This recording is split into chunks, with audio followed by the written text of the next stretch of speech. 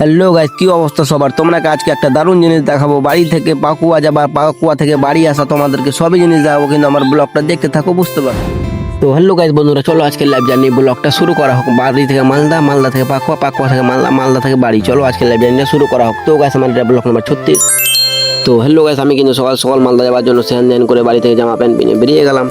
তারপরে গাইস আমরা কিন্তু বাড়ি থেকে দরিয়াপুরের কাছে চলে আসি। দরিয়াপুরের কাছে কিন্তু মেন রোড আছে, ওখান থেকে কিন্তু আমরা টোটো ধরে নিলাম, চলে আসলাম ডাইরেক্ট 16 মাইল। আর 16 মাইলে এসে দেখি কি এখানটায় বাস স্ট্যান্ডে অনেক বাস লেগে আছে। তো আমরা এগুলো বাসে চাপবো না, আমরা দেখবো কি যেগুলো স্টেট বাস আছে ওগুলো তো চাপবো। আমরা কিন্তু ফাটাস করে বাসে চেপে গেলাম, তোমরা দেখতেই পাচ্ছ। ফাইনালি গাছ বাসে চেপে দেবে কিন্তু আমি সিটি এখানটায় বসে গেলাম। দেখতে দেখতে গাছ চলে আসলাম কালিয়াচক, আর কালিয়াচক থেকে সোজা চলে আসলাম মালদা আমবাজার। আমবাজার বাস স্ট্যান্ডে কিন্তু বাস দাঁড়িয়ে গেল। বাস ড্রাইভারটা কি বলছে কি দাঁড়াও একটু পরে যাবো। তারপর ওখান থেকে নেমে কিন্তু আমরা চলে আসলাম মালদা ওভারব্রিজ। আমরা কিন্তু দিয়ে হাঁটতে লেগে গেছি আমি আর বাবা, ওই যে আগে দেখতে পাচ্ছ ওভারব্রিজ।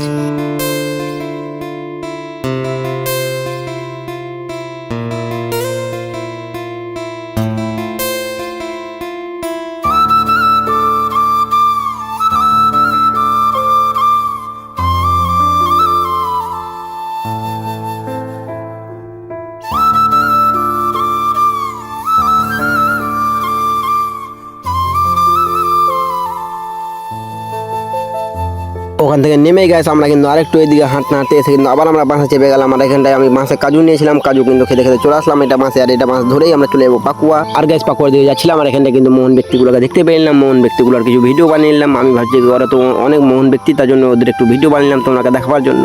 ये बड़ी अच्छी बात कही आप। তারপরে গেছে আমরা পাকুয়া যাচ্ছিলাম, আর রাস্তায় দেখতে পেলাম কি বৃষ্টি পড়ছে, তার জন্য তোমাকে একটু শেয়ার করে দিলাম। আর এগুলো দেখো আমের গাছগুলো দেখো কত বড় বড়, আর বৃষ্টি পড়ছে গাছ, ভালো লাগছে, ঠান্ডা ঠান্ডা হাওয়া বইছে। তারপরে গেছে পাকুয়া থেকে বাস ধরে চলে আসলাম মালদার। মালদা থেকে নেমে কিন্তু আমি আর আমার বাবা হাঁটতে লেগে গেলাম মালদা ওভার ব্রিজের নিচে দিয়ে। আর গেছে তোমরা ভাববে কি কাজের জন্য গেলে, আমরা কিন্তু বললে না, আমরা কিন্তু একটা ছোট কামের জন্য গেছিলাম। তার জন্য ওখানটায় কিন্তু অনেক মানুষজন ছিল, তার জন্য আমি ভিডিও বানাই। আমরা গিয়েছিলাম একটা ছোট কাজের জন্য, তার জন্য কিন্তু তোমাকে এই ভিডিওটা বলা হবে না। তারপরে গেছে দেখতে দেখতে কিন্তু চলে আসলাম কালিয়াচক।